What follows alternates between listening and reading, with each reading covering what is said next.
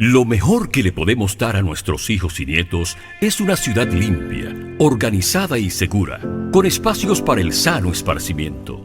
En Santiago de los Caballeros hemos superado la triste etapa de vivir en abandono y desorden. Es que Abel Martínez se propuso hacerlo como una meta de entrega y amor por su ciudad. La población lo ha logrado, lo ve, lo disfruta, lo vive y sobre todo lo ha entendido. Pero aún no terminamos. Seguimos trabajando.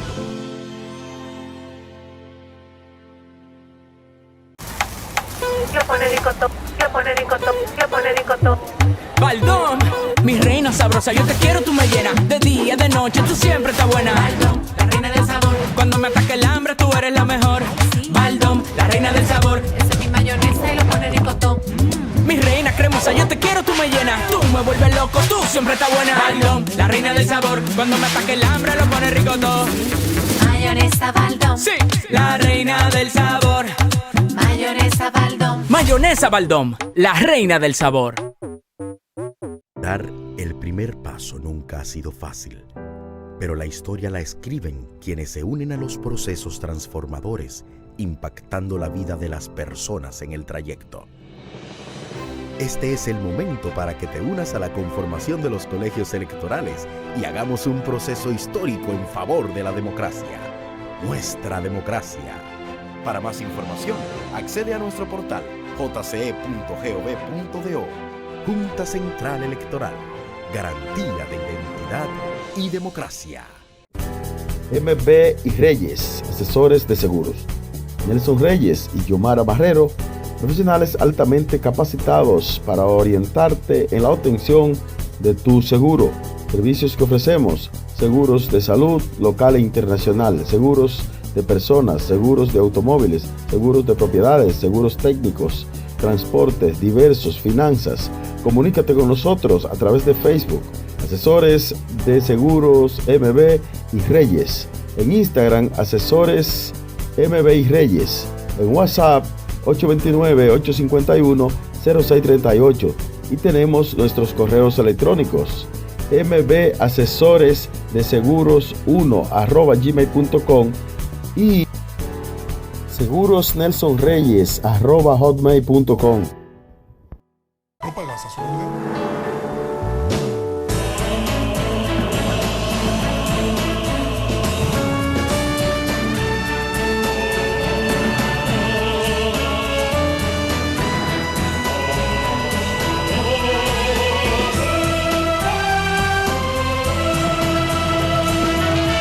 Por algo vendremos más. El agua es vida si está limpia y purificada. Proveida está presente en el agua que consume todos los días. En el trabajo, En la cocina, En el baño. En toda la casa. Y hasta la cancha. Proveida tiene un filtro tratador y purificador de agua para cada necesidad, con instalación, servicio y garantía. 809-581-8322, en la calle Padre Las Casas, número 5, Santiago. Filtros Proveida, la garantía de tu salud. Filtros Proveida.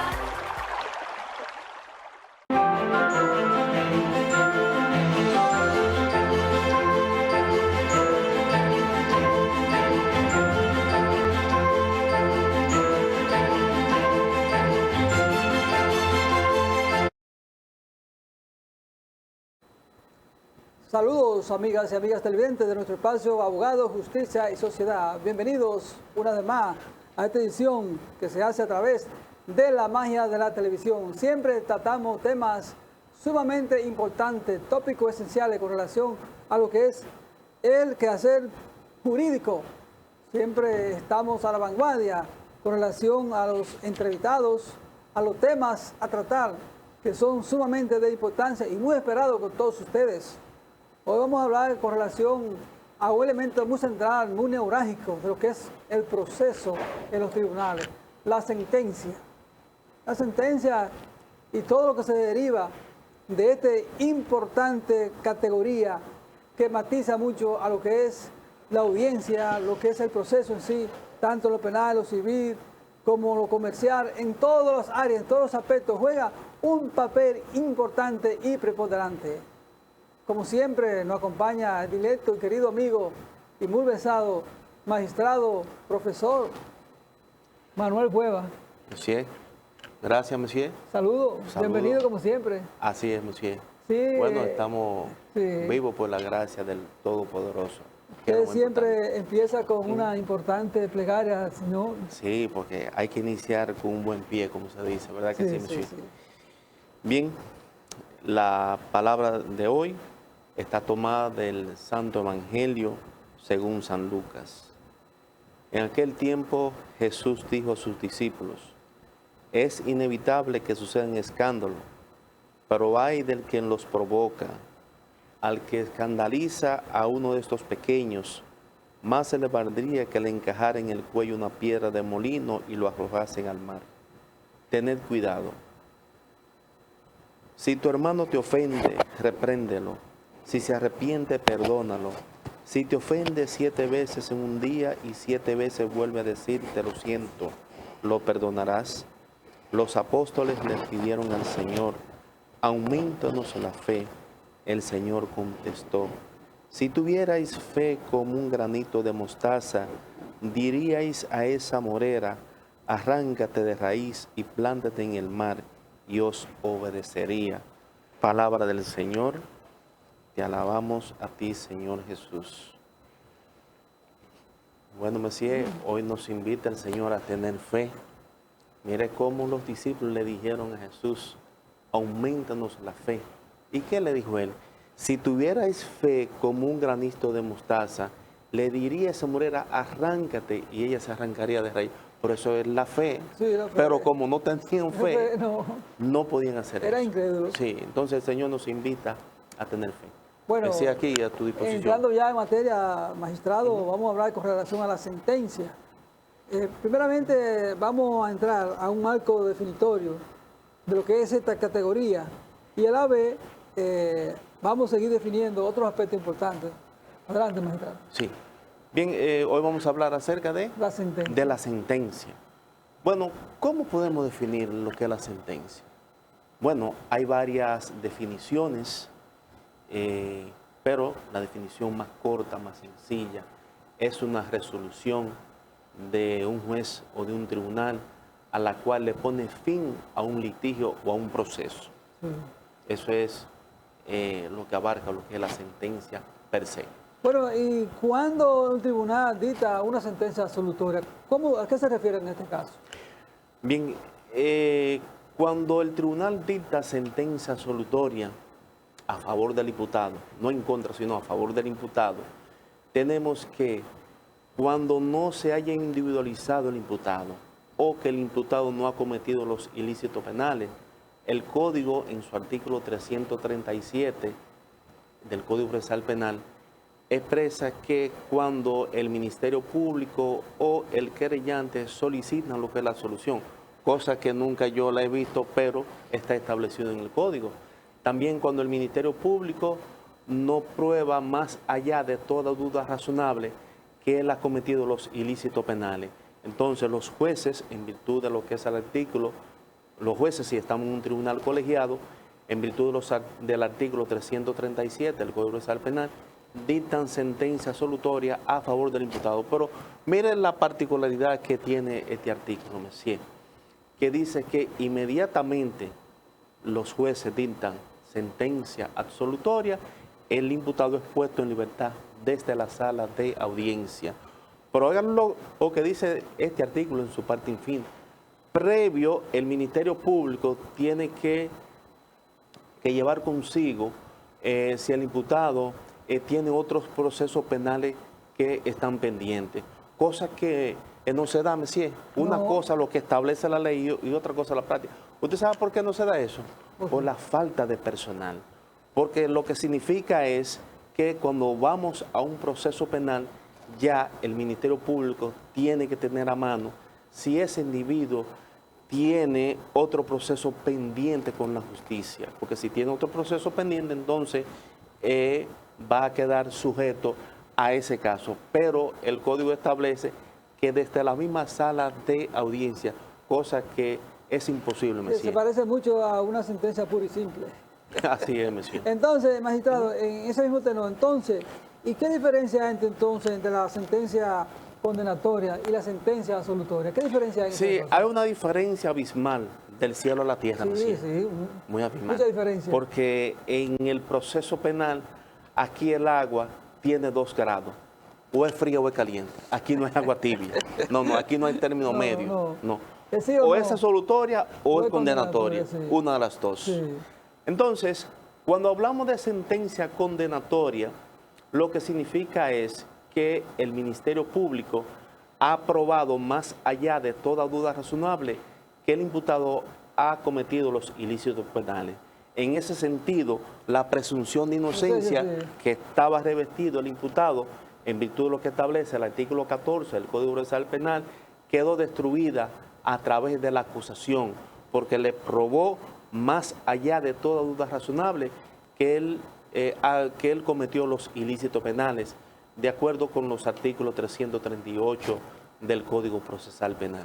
Y en ese caso se vislumbra mucho con respecto a la diferencia que existe entre una y otra, pero siempre hay una coyuntura o una conjetura. Entonces, ¿cuáles son los criterios para determinar la pena en estos casos? Esa pregunta es muy importante, monsieur. Sí, es que hay un Muy criterio importante. específico. Los jueces, al momento de deliberar, de fallar, toman en cuenta los criterios para la imposición de una pena al imputado. Y esos criterios son los siguientes, monsieur, los cuales están establecidos, si mal no recuerdo, en el artículo 339 del Código Procesal Penal, que, por ejemplo, el grado de participación del imputado, el contexto social y económico en el cual se ha desarrollado, también la gravedad del daño que debe ser resarcido tanto a la víctima como a los familiares y a la sociedad. O sea, esos son básicamente los criterios que los jueces al momento de imponer una sanción toman en cuenta, entre otros criterios como lo establece el artículo 339 del Código Procesal Penal. En este marasmo con relación a lo que es la pena y todas sus diversidades, ¿puede el tribunal mismo suspender la ejecución de la pena o tiene que ser algún tribunal especial o en el mismo orden donde se conoce la instancia, ahí se puede suspender la pena? El tribunal puede suspender la pena de manera parcial o total, siempre y cuando existan 2 condiciones para la misma. La primera condición es que el hecho imputado sea inferior o menor de 5 años, de 5 años o menor. Y la otra condición es que el individuo no haya cometido ningún ilícito penal con anterioridad. Entonces, si cumple con esas 2 condiciones, el tribunal puede suspender total o parcial la pena. Entonces, ahí se acoge lo que es el artículo 41 del Código Procesal Penal en cuanto a la suspensión del procedimiento. Y le va a imponer entonces ciertas reglas, ciertas condiciones, como lo establece el artículo 41, por ejemplo, de residir en el domicilio aportado, de no ingerir bebidas alcohólicas, entre otras reglas. Ahora, si él violenta esa regla, entonces ya no se va a beneficiar de lo que es la suspensión condicional de la pena. Pero existe, a pesar de todo eso, con relación a la ejecución de la pena y la sentencia, no tanto absolutoria, en tanto como condenatoria, ¿existe también alguna condición especial extra a lo que es los puntos esenciales que se estén dando con relación a una sentencia que dirima o que paralice la ejecución de la pena? ¿Tiene que haber alguna situación especial? Las situaciones especiales, sí. Sí. Las situaciones especiales que establece, si mal no recuerdo, el artículo 341, si mal no recuerdo, establece el cumplimiento especial de la pena. Por ejemplo, ¿cuáles son esas personas que aplican? Para las personas mayores de 70 años, para las mujeres en lactancia, también para los que sufren una enfermedad terminal. Ya terminal. Entonces, aplica una condición especial. ¿Qué significa esto? Que esa condición especial, la pena puede ser entonces que el juez se la otorgue en su domicilio. A la mujer embarazada también cabe. De lactancia, claro que sí. Sí, mujer embarazada, claro. no, porque mujer embarazada que no está lactando, me imagino yo, en alto grado de gestación. Porque yo he visto mujeres que han dado a luz en las cárceles. Entonces, quizás para ellos no hay condición especial. Son condiciones, porque vamos a leer bien el 341 para que usted vea cómo la condición, no, el 342 establece varias condiciones, que sobrepasa los 70 años, que cuando padezca una enfermedad terminal o un estado de demencia, cuando el imputado se encuentra en estado de embarazo, ciertamente, o de lactancia. Sí, claro, cuando está en estado de embarazo o de lactancia, porque no es lo mismo, Messier, cuando va a dar a luz, que se encuentre en una situación, ¿verdad?, media óptima. Sí. Exacto. En este mismo caso también se introduce, como es el caso del acta de la audiencia, que tiene que ver muchas veces con relación al contenido específico de los argumentos, tanto civiles como penales, que se le imputan a una persona. Más o menos, ¿qué condiciones o cómo podemos definir estas condiciones en lo que es el acto de audiencia? Bueno, es muy importante, Messier, esa pregunta. ¿Sabe por qué? Porque todas las incidencias que pasen en un proceso, sucintamente, brevemente, van a estar resumidas en el acta de audiencia. Esa acta de audiencia lo estipula el artículo 346 del Código Procesal Penal, el cual debe contener una relación breve y sucinta de todo lo acontecido en cuanto a la audiencia. Pero debe tener también, Messier, lo que es la fecha, la hora, el lugar, los nombres de los intervinientes. Sí. Messier, y es muy importante, ¿usted sabe por qué? Porque cuando se produce un aplazamiento, una suspensión, o que se suspende el proceso, entonces lo que hacen es los jueces que buscan el acta de audiencia para verificar qué sucedió y por qué fue el motivo del aplazamiento o de la suspensión, y hacer entonces un recuento de todo lo que pasó. Eso es muy importante en un proceso penal.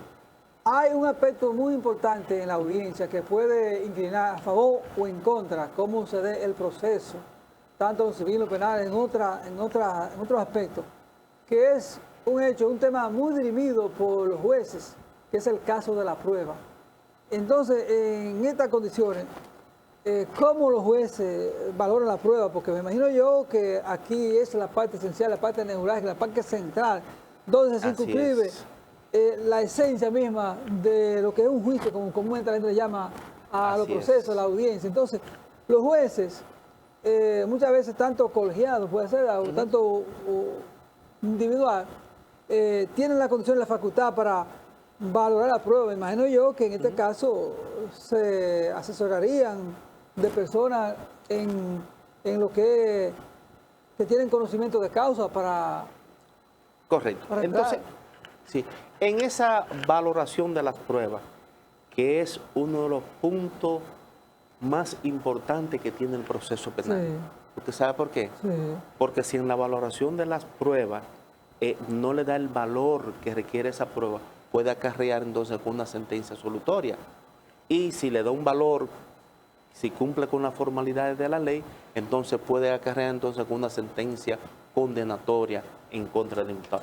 Pero con relación a la valoración de las pruebas, si nosotros pudiésemos observar los artículos 172 y 333 del Código Procesal Penal, vamos a ver que la valoración de las pruebas del órgano juzgador que lo va a valorar de acuerdo a su máxima de la experiencia y de sus conocimientos, o sea, de la sana crítica. En ese sentido, cuando en un proceso penal se está incorporando las pruebas por su lectura y el juez se la incorpora al proceso penal, luego viene entonces el valor que le va a dar esa prueba. Por ejemplo, un acta de registro de personas en virtud del artículo 176 del Código Procesal Penal. Pero esa acta de registro de personas tiene que ir acompañada de otros artículos, por ejemplo, el 139 del Código Procesal Penal, lo cual establece que esa acta debe contener que la fecha, la hora, el día, una relación sucinta de lo que aconteció y también la firma de los intervinientes, entre otras cosas. Si esa acta cumple con el voto de la ley, la valoración de la prueba, el juez se la va a valorar como una prueba idónea, que puede dar el traste entonces con una sentencia condenatoria. Porque si el juez está valorando, por ejemplo, una acta de allanamiento, y esa acta de allanamiento cumple con las formalidades y con los requisitos que establece la ley, entonces puede acarrear con una sentencia condenatoria en contra del imputado. En muchas ocasiones, la mayoría de los tribunales que conocen aspectos muy neurálgicos en audiencia, muchas veces hay un juez de primera instancia, quizá también hay tribunales colegiados, que en múltiples ocasiones se presentan audiencias y casos extremadamente estrictos, como te digo, donde se conocen situaciones de mucha importancia que han llamado la atención a lo que es la opinión pública y que realmente pone en vilo a la sociedad en un determinado momento, y que hay personas que de un lado juzgan, por otro dicen lo contrario, uno lo da inocente, otro lo dan culpable. Y para todo eso siempre existe quizá el tribunal colegiado, donde varios magistrados dirimen los aspectos vinculantes que se deben dar en el caso de la sentencia y cómo se debe ejecutar. Y muchas veces se llama votación, y algunos de estos magistrados entran en lo que es el voto disidente. Y mucha gente se pregunta, ¿y qué es lo que es voto disidente? Que en múltiples ocasiones, cada vez que hay algunos casos de mucha trascendencia sonoro, llama la atención de toda la sociedad en sentido general, donde este término se introduce y de manera técnica se sale a relucir en los medios de comunicación, y el que común de la gente no entiende qué realmente significa todo esto. Y para los que no ven, la mayoría de los televidentes de todos los lugares siempre nos preguntan con relación a definir qué es el voto disidente. El voto disidente, Messier, está establecido en lo que es el artículo 333 en su parte infine. Para que aquellos que nos están escuchando y observando también, es un voto, ¿verdad?, que el que lo emite no está de acuerdo con la decisión de sus colegas, de sus pares. Por ejemplo, yo he tenido casos, por ejemplo, tuve una vez un caso en el tercer tribunal colegiado, donde en una decisión, en un incidente, dos magistradas estaban en conteste con su decisión, pero una no estaba de acuerdo. Entonces, ella en su motivación dijo, bueno, este incidente, las magistradas fulano y fulana están de acuerdo con tal cosa, pero mi voto es disidente. Entonces, ella tiene que explicar, o él, el porqué del voto disidente. ¿Por qué? O sea, cuáles son las razones jurídicas y técnicas por qué ese voto disidente. Y el voto disidente es muy importante en los procesos penales, porque no todos estamos de acuerdo con una exposición o teoría, porque acuérdense que los grandes intelectuales, los grandes académicos nunca están de acuerdo. Hay unos que defienden una teoría y el otro defiende otra teoría. Hay unos que son de una escuela, que defienden una escuela, y hay otros que defienden otra escuela. Hay unos que son constitucionalistas, hay otros que son más de la ley, hay otros que son jurisprudencial, y así sucesivamente. Pero es muy importante el voto disidente, porque ahí demuestra que el tribunal realmente va a dictar una sentencia firme, una sentencia justa, porque lo que uno nunca quiere que, bueno, si están todos de acuerdo, bien, pero el voto disidente es muy importante en un proceso penal, porque ahí demuestra, ¿verdad?, de que el órgano juzgador que lo emitió deja de ver su punto de vista, no el que el otro quiera, sino su punto de vista, y tiene que justificarlo en virtud de lo que es el derecho y el tecnicismo de la ley. Bueno, en última instancia, como le digo, he observado que los tribunales de alzanza, los tribunales más especializados, como son la Suprema Corte de Justicia, como son los tribunales de mayor jerarquía, donde una gran cantidad de magistrados lo componen, siempre en esos altos tribunales se ve el voto disidente como algo común, algo corriente. Entonces, el común de la gente se pregunta, pero ¿cómo intelectuales de tal envergadura que conforman lo que es un tribunal de alzanza, un tribunal de los más altos niveles de jerarquía en un país, siempre no está de acuerdo en uno y otro punto con otro magistrado, si son personas muy versadas en el ámbito jurídico, en la ciencia, en el arte, en todos los aspectos, pero muchas veces quizás tienen divergencia en algunos puntos, cómo se enfoca y no están de acuerdo. Y eso es normal.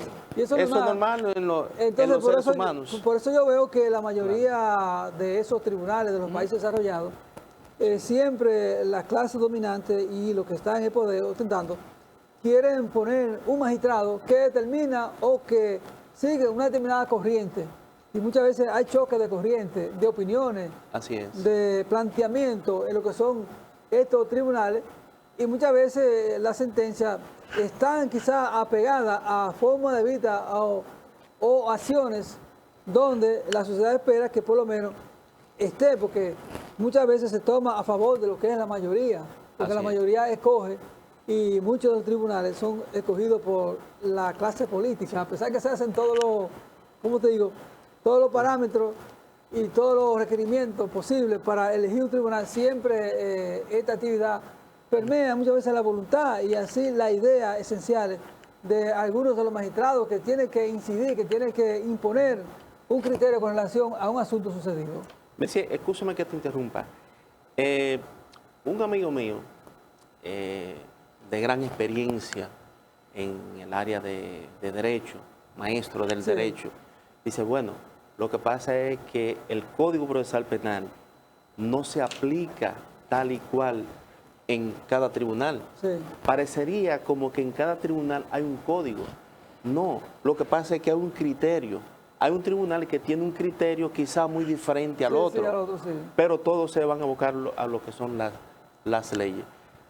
Anoche, el príncipe Luis Porfirio Sánchez me invitó a un compartir jurídico con unos académicos. Cuando él me dio la palabra, yo no tengo palabra, sino hay maestros del derecho y quisiera yo escucharlo y cosas. Estaban hablando de lo que es el constitucionalismo. Y uno de los abogados más versados que yo le tengo respeto y admiración, Isiano. Isiano fue director de la Defensoría Pública, un hombre con una capacidad académica tremenda. Especificaba que si el 90% de los jueces aplicaran lo que es el criterio constitucional, pero lamentablemente no aplican el criterio constitucional, sino que pueden aplicar otro criterio. Pero ya esos son asuntos de ponderación en cuanto a cada tribunal tiene un criterio, monsieur. Es que las guerras de las ideas se plantea en todo el escenario de lo que es la vida social natural y los jurídicos no escapa a eso. Yo siempre cada he dicho, tribunal o cada persona o cada juez tiene una concepción distinta de los hechos, la cual aplica de acuerdo a su criterio y que muchas veces eso choca con lo que es la esencia de la juridicidad del tema o del aspecto. Yo siempre he dicho, monsieur, por ejemplo, en la fila de lo que es el Ministerio Público, que podemos disentir o podemos, por ejemplo, quizás un magistrado fiscal tiene una idea, el otro tiene otra, que es muy diferente. Eso es normal. Ahora, lo que no podemos es apartarnos del principio de legalidad. Ahí sí ahí sí no podemos apartar. Pero que usted tenga una idea muy diferente a la que yo estoy pensando, eso es normal. Pero que muchas veces esas ideas chocan con el principio de legalidad. Sí, ahora, lo que no podemos es contradecir lo que es el principio de legalidad, porque ese es el papaupa, como decimos nosotros. Bueno, con relación a documentos que muchas veces se presentan como prueba, como evidencia, y como forman parte de un proceso, de una audiencia, muchas veces hay documentos que son redactados en lenguas extranjeras. Correcto. Y muchas veces los jueces no dominan esa lengua extranjera, ni tampoco los interesados, ni los agraviados. Y que en múltiples ocasiones tiene que presentarse como prueba o como elemento inherente a lo que es al propio juicio. Entonces, ¿cómo debe estar redactado ese documento en idioma extranjero que sintonice con relación a lo que es la audiencia, a lo que es el juicio, a lo que Así es el proceso en sí. Bien, monsieur, en ese sentido, el Código Procesal Penal, en su artículo 136, especifica que todos los documentos deben ser traducidos al castellano para ser incorporados al proceso penal, pero tiene que ser al castellano. Hay algo que yo no estoy de acuerdo con ese artículo. Cuando especifica que los documentos deben estar traducidos por un intérprete judicial.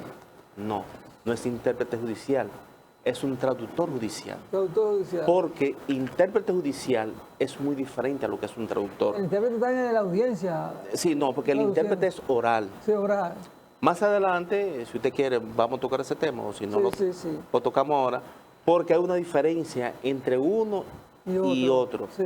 Hay uno que es de interpretación consecutiva y hay otro que es de interpretación simultánea, o sea, simultáneamente. Sí. Mire, que no es fácil hacer esa interpretación, la que es simultánea. A mí me ha tocado. Sí. Entonces, esos documentos, todos los documentos tienen que estar redactados al castellano para que puedan ser incorporados al proceso penal. El código, como le dije anteriormente, establece que debe ser esos documentos por un intérprete judicial, no es un traductor judicial. Bueno, luego de estas importantes intervenciones que estamos llevando a cabo en nuestro programa Abogados, Justicia y Sociedad, como siempre, temas de mucha trascendencia y personas versadas en el tema tratan estos tópicos sumamente esencial para el desarrollo y desenvolvimiento de la vida cotidiana de los seres humanos, que es el caso del derecho. Vámonos a una pausa y luego regresamos con más y mejores informaciones en nuestro espacio Abogados, Justicia y Sociedad. Adelante, señor director.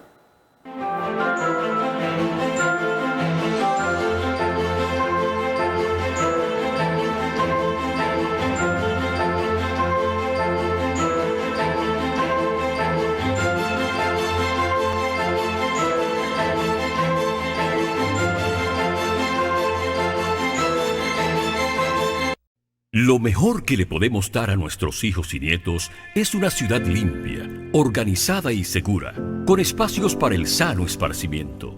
En Santiago de los Caballeros hemos superado la triste etapa de vivir en abandono y desorden. Es que Abel Martínez se propuso hacerlo como una meta de entrega y amor por su ciudad. La población lo ha logrado, lo ve, lo disfruta, lo vive y sobre todo lo ha entendido.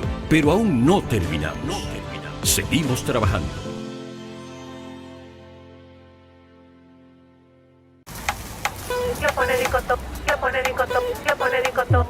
Baldón, mi reina sabrosa, yo te quiero, tú me llenas. De día, de noche, tú siempre estás buena. Baldón, la reina del sabor. Cuando me ataque el hambre, tú eres la mejor. Baldón, la reina del sabor. Ese es mi mayonesa y lo pone ricotón. Mi reina cremosa, yo te quiero, tú me llenas. Tú me vuelves loco, tú siempre estás buena. Baldón, la reina del sabor. Cuando me ataque el hambre, lo pone rico todo. Mayonesa Baldón. Sí, la reina del sabor. Mayonesa Baldón. Mayonesa Baldón, la reina del sabor. Dar el primer paso nunca ha sido fácil, pero la historia la escriben quienes se unen a los procesos transformadores, impactando la vida de las personas en el trayecto. Este es el momento para que te unas a la conformación de los colegios electorales y hagamos un proceso histórico en favor de la democracia. Nuestra democracia. Para más información, accede a nuestro portal jce.gov.do. Junta Central Electoral. Garantía de identidad y democracia. MB y Reyes, asesores de seguros. Nelson Reyes y Yomara Barrero, profesionales altamente capacitados para orientarte en la obtención de tu seguro. Servicios que ofrecemos: seguros de salud local e internacional, seguros de personas, seguros de automóviles, seguros de propiedades, seguros técnicos, transportes diversos, finanzas. Comunícate con nosotros a través de Facebook, Asesores de Seguros MB y Reyes. En Instagram, Asesores MB y Reyes. En WhatsApp, 829-851-0638. Y tenemos nuestros correos electrónicos: mbasesoresdeseguros1@gmail.com y segurosnelsonreyes@hotmail.com. No pagas a su orden.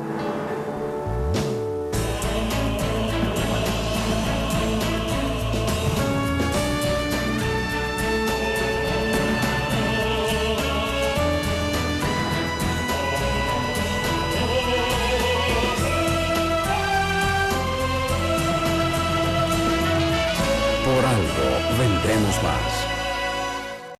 El agua es vida si está limpia y purificada. Filtros Loveira. Proveida está presente en el agua que consume todos los días. En el trabajo, En la cocina. En el baño. En toda la casa. Y hasta la cancha. Proveida tiene un filtro tratador y purificador de agua para cada necesidad, con instalación, servicio y garantía. 809-581-8322, en la calle Padre Las Casas, número 5, Santiago. Filtros Loveira. La garantía de tu salud.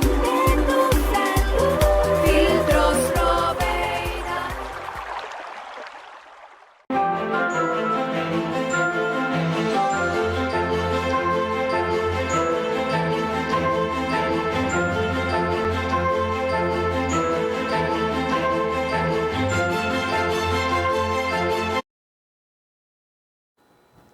Bueno, seguimos con nuestro espacio Abogado, Justicia en Sociedad.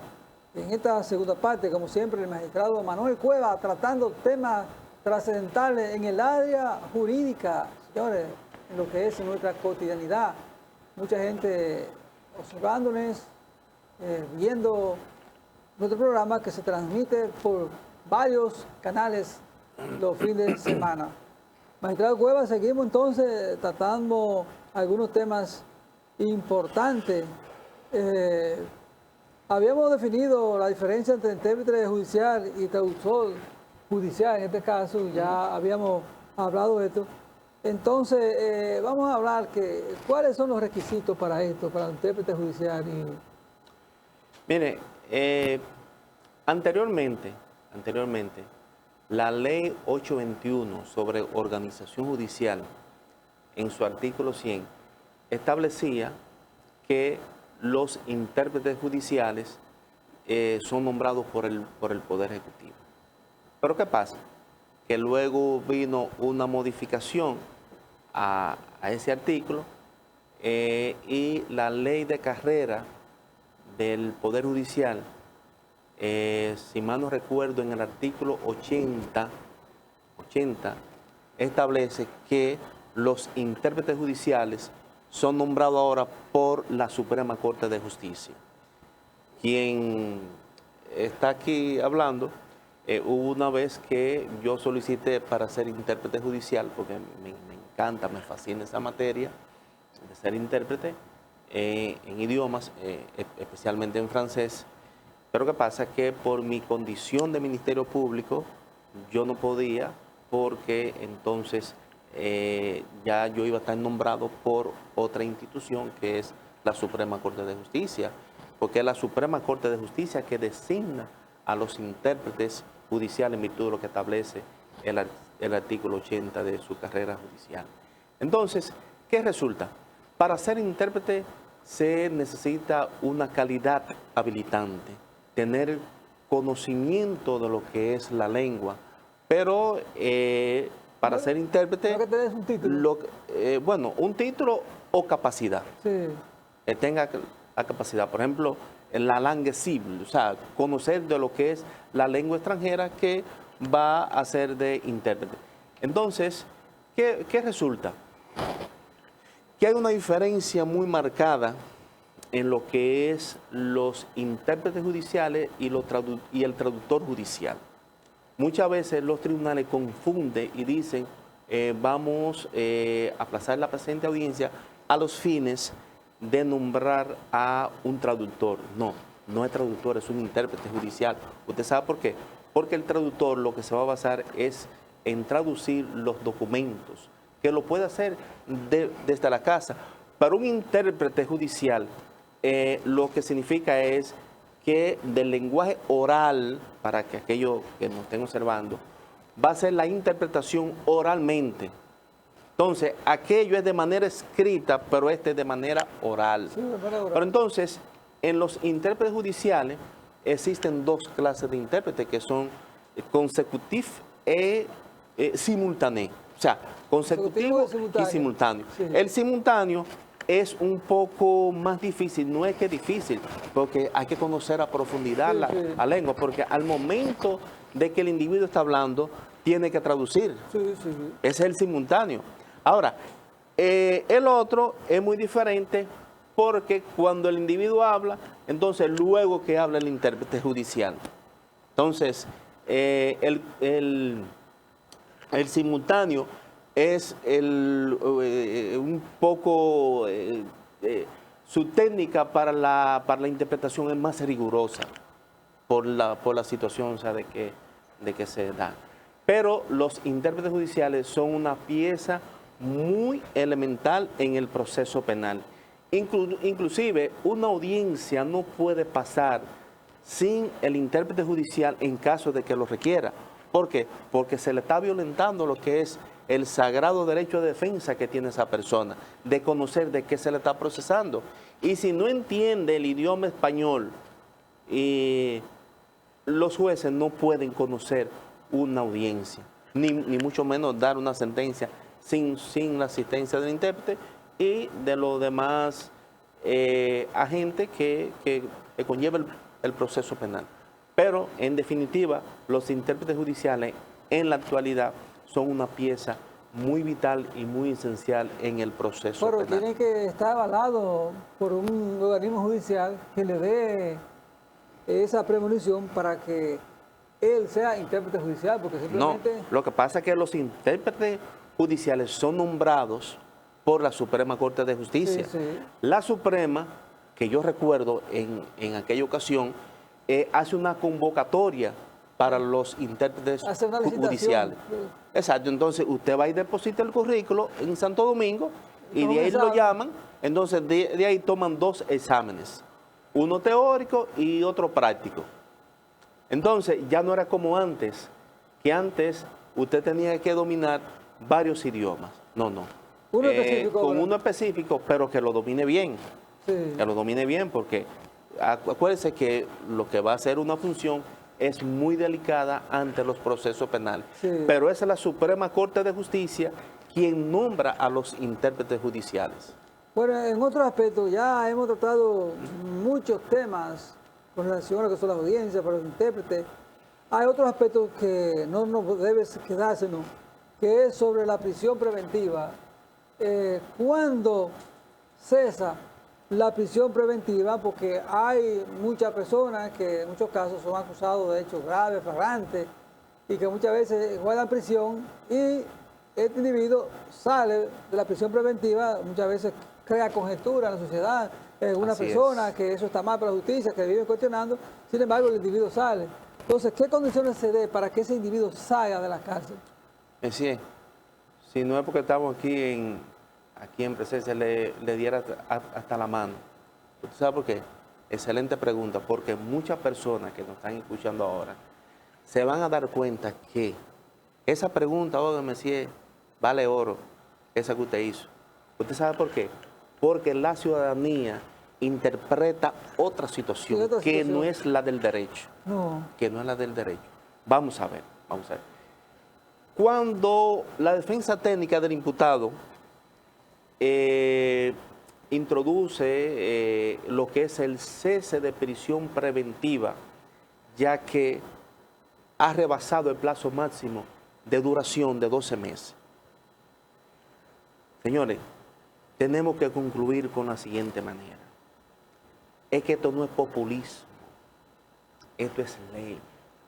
Y es la ley en su artículo 241 del Código Procesal Penal, establece el cese de prisión preventiva cuando su duración rebase al año, a los 12 meses, como lo establece el Código. Sí, sí. Muchas veces la ciudadanía entiende porque un tribunal le varíe la medida a un imputado que ese hecho se impune. No, señor. El tribunal está haciendo una correcta aplicación. Mal parado quedaría el tribunal cuando se le solicite un cese y aplicando para el cese, él emite una resolución contraria. Ahí sí entonces que el tribunal no está aplicando lo que establece la ley. Sí. Ahora, porque se le varíe la medida de coerción, no significa de que él se va a ir para su casa. No, imposible. Él va a estar atado a otras medidas menos a la prisión preventiva en el caso del cese. Por ejemplo, la defensa técnica incoa una acción del cese de prisión preventiva. Vamos al juicio, es una audiencia normal, donde el juez va a escuchar los alegatos de la defensa técnica y el alegato de las demás partes envueltas en el proceso penal. Hay una cosa que yo quiero dejar establecer claro, y es que cuando hay un cese y están dadas las condiciones, el Ministerio Público no puede pedir de que se ratifique la prisión preventiva. No, mi hermano, no. Lo que el Ministerio Público debe de hacer en esos casos es, bueno, estamos de acuerdo en cuanto a la variación de la medida por la duración máxima del proceso penal, pero vamos a solicitar una garantía económica, por ejemplo, de 10 millones de pesos en efectivo. Así, usted ve. Pero es que tenemos que actuar con lealtad procesal. Con lealtad procesal.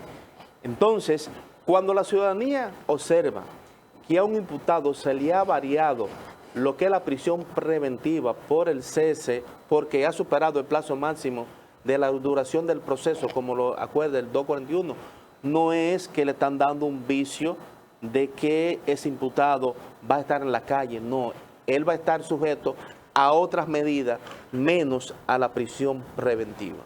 Magistrado, lo que sucede es que nosotros los dominicanos estuvimos imbuidos en un aspecto jurídico de un código de más de un siglo y que la cultura jurídica de nosotros era el método del tránquelo.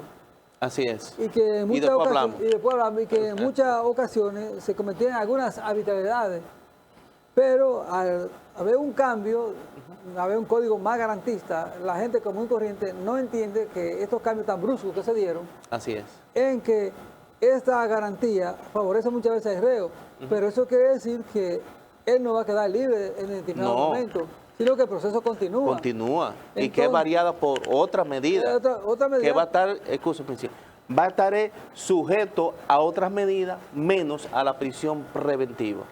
Puede ser a una garantía económica, a presentación periódica e impedimento de salida. O sea, puede ser. Lo que sucede, magistrado, como se han visto que confesos asesinos y delincuentes que han estado haciendo acciones y han sido atrapados infragantes y han cometido hechos que han llamado a la condenación de la sociedad, en un momento determinado van a la cárcel, cumplen 18 meses de coerción, el juicio se crea complejo, que hay que seguir, entonces... Sí. Entonces, si es complejo, la duración para el proceso penal es más tiempo. Más tiempo, sí. Claro, es más y que muchas veces quizá esa persona que haya cometido el hecho, el error, tenga condiciones económicas y arraigo suficiente para sustentar una variación de medida de coerción.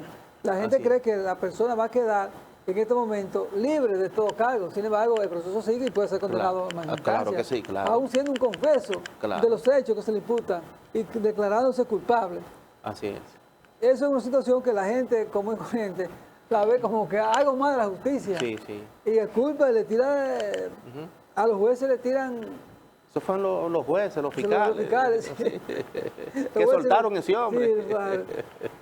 Entonces ya estamos en la parte final de nuestro espacio. Queremos que usted tenga una exhortación final, debido a que ya no disponemos de tiempo, el poco tiempo que nos queda, por lo menos para que se dirija a todos los amigos televidentes de su exhortación especial, como es el caso de estos temas que hemos tratado, que siempre queda en la mente de la gente. Así algunas es. incógnitas, algunas interrogantes que tienen que ser suplidas. Así es. Por una reflexión, por lo menos. Sí.